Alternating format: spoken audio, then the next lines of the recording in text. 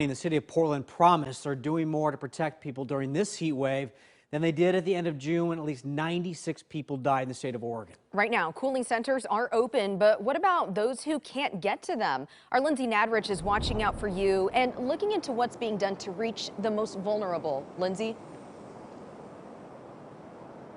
Yeah, a lot of people who died during that heat wave at the end of June were elderly and lived alone. So today I tried to get answers to find out what's being done to keep that from happening again. Through a public records request, we learned several of the people who died lived in affordable housing units owned by Home Forward. They couldn't do an interview today, but said they're continuing to distribute cooling supplies based on need and have air-conditioned community rooms open 24 hours a day in their high-rise buildings. And new this time, they're also opening air-conditioned community rooms in their non-high-rise buildings during business hours. They also said they've expanded their outreach using a list of known vulnerable residents to check on and are sending out texts and other alerts to folks.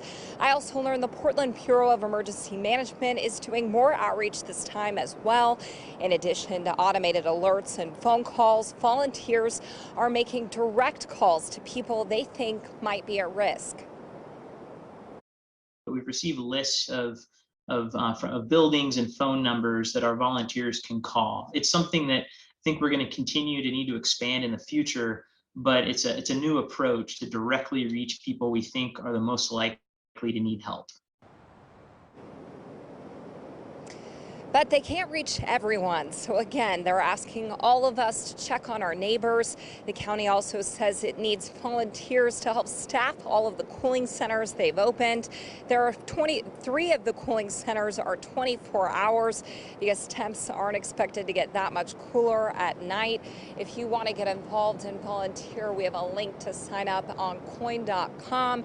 And if you need a ride to a cooling center, you can call 211 for help. Reporting live, I'm Lindsay Nadrich, KOIN 6 News.